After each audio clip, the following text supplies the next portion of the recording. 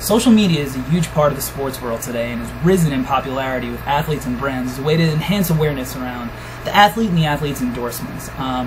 The research study that I did is how are social media sites such as Twitter and Instagram affecting athletes in collegiate and pro sports. Twitter is a text-based app that allows you to make 140 character posts about anything and everything, while Instagram is a picture and video app that allows you to capture a moment and share it with the world. Now, social media is still new and athletes are still trying to figure out the proper ways to use it. Some athletes have even found out the hard way that social media can be a detriment to their own personal brands and careers. Social media sites like Twitter and Instagram are giving athletes a way to talk directly about their lives without being filtered by a marketing team. Now, the research is important for athletes because it can help them build their brand in a way that will make them endorsement money even after they retire from their sport. Social media can really level the playing fields and earn athletes who may not be the top athletes in their sports endorsements just based off their online presence and persona. Since social media is such an open forum and anyone can post something within seconds of a thought popping into their head, athletes really need to know the who, what, when, where, and why on how to use such a powerful tool. Many young athletes have really had their careers end before they even start just based off their social media profile and their postings. The instantaneous nature of social media and the self-fulfilling purpose of sharing our lives with the world has really gotten athletes into a lot of trouble sharing the wrong kinds of information. So for every positive use of social media as a marketing tool, there's also a negative way to use the tool. When athletes use social media negatively, are teams really perceiving their player value differently? Are some recruits getting looked over because of their online personas? We're seeing both the positive and negative effects of social media every day as it continues to become really a necessity for athletes. Social media not only gives us a way to look into the lives of athletes, but it also is giving us a way to communicate with athletes. The reply function in social media lets the athletes see what his or her fans are actually saying to them. So it's up to them if they choose to communicate back with their fans or not. Now, what athletes say on social media is important from a brand building aspect. So what are these athletes talking about? What are they communicating? Are they making an endorsement? Or are they just showing us their day-to-day? These are all the different uses of social media for athletes, and the athletes need to understand its full potential and how to use it to really get the biggest benefits. Now, when should teams start training their players on how to use social media? What age group does it start? Is it high school? Is it college? Is it the pros? Is it all of the above? When athletes start realizing the potential of Instagram and Twitter and sites like that, a lot of people are going to win. The athlete's going to benefit by building their own personal brand. The team wins by building the team brand and team loyalty.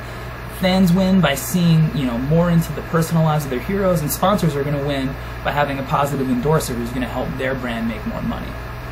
Now, Twitter was created in 2006. It allows 140 character messages to send out to all of your followers. Twitter also uses a function called retweets, and a retweet is a way for a user to post something and then a follower to repost that information. This creates a chain reaction for one post that could then reach a much bigger audience, even beyond the audience of the original poster. Instagram, which launched in 2010, is a social media app that allows users to post pictures or videos and then for their followers to like the picture or video, which is a double tap on the picture or video. It basically gives the poster approval of whatever they posted. Users can also comment on the post for the creator to see, and the creator can then respond. Both of these applications started out as a way to get personal messages or pictures to share out to their friends. As the two brands have grown in popularity, businesses and brands started realizing there were opportunities to use the apps as a means of promotion. As brands started realizing the different ways to use Twitter for promotion, they started calling upon athletes to be spokespeople for the apps and for their brands. Shaquille O'Neal is a big social media user. He's better known as Shaq to everybody. He has over 10 million followers on Twitter, over 2 million followers on Instagram. According to Kevin Gray's article in the Men's Journal, he estimated that Shaq was to make anywhere from $1 to $5 million alone just in endorsements from Twitter. Shaq said that his strategy when speaking to his followers is just being real and staying true. So if he's talking about something like an Oreo, he's not going to tweet go and buy Oreos. He's going to make a game out of it saying, how many Oreos can you eat in 15 seconds, which has his followers now thinking about Oreos without him making, you know, a direct sale to to his followers. Because a lot of people do not want to be sold. They don't want their Twitter to just be, you know, a commercial-based platform. They want to feel a connection to the person who's endorsing the brand. Tony Hawk, who's a pro skateboarder, has had some issues because sometimes people make sponsored tweets which are written out by the brands. And he had a problem with this because it didn't feel personal enough. It didn't feel like something he would actually say. And he didn't want to be represented that way on his Twitter feed. Interactivity is what internet users have become more and more interested in, what they want as time passes. Users want to feel connected to what they're looking at, reading, viewing, and social media is the forefront of interconnectivity. The athletes who are using their social media sites to connect and interact with their fans are finding that their fans are developing stronger personal bonds with the team or the players they're affiliated with. So this stronger bond has led to an increase in their followers' willingness to go out and buy merchandise or products that are endorsed by the athlete, according to the 2010 study Understanding Athletes' Use of Twitter. These social media athletes are giving athletes an unfiltered voice and a way to talk directly to the fans in a way that conventional media never has given them before. The unfiltered voice also, though, has been a rocky road for some athletes. Social media is instantaneous, and athletes with social media accounts have the ability to post something whenever they want, literally at their fingertips. And with great power comes great responsibility. So this power of voice can be abused and used in a negative way that reflects poorly on the individual player and team. Larry Nance earlier this year was drafted by the Los Angeles Lakers, who Kobe Bryant is a player for. Larry Nance Jr. tweeted in 2012 something about Kobe being a rapist. You know, he had no way to know he was going to be playing with Kobe Bryant a few years later, but somebody went back in his timeline and found that tweet and, you know, posted about it on the internet. It went viral, and it really caused a PR storm for Larry Nance and the Lakers. You know, it hit ESPN and all the other major outlets right away, and the Lakers GM, Mitch Kupchak, had to go on shows like Mike and Mike just to do damage control, and Larry Nance Jr. was had to make a public apology to the team and Kobe Bryant.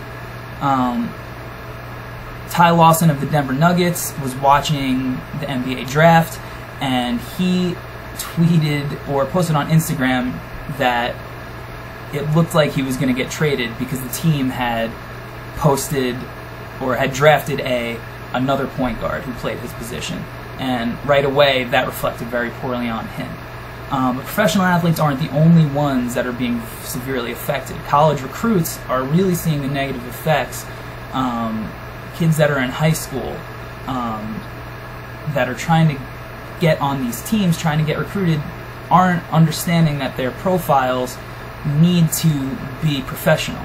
They can't have certain things on their profile. And coaches are really starting to look at that. Penn State coach Herb Hand recently went to Twitter and kind of ranted about how it's so important that an athlete's social media presence is actually looked at in a positive light when they're recruiting. You know, they don't want to see cyberbullying or any kind of degrading of women or references of drug use or anything that's going to, you know, shine a negative light on their program. And this has kind of become the norm in recruiting. So there's tons of positive ways and there's tons of negative ways to use these platforms for athletes. And as the time goes on, we're starting to understand more and more how to do it, but a lot of these athletes haven't been coached that way.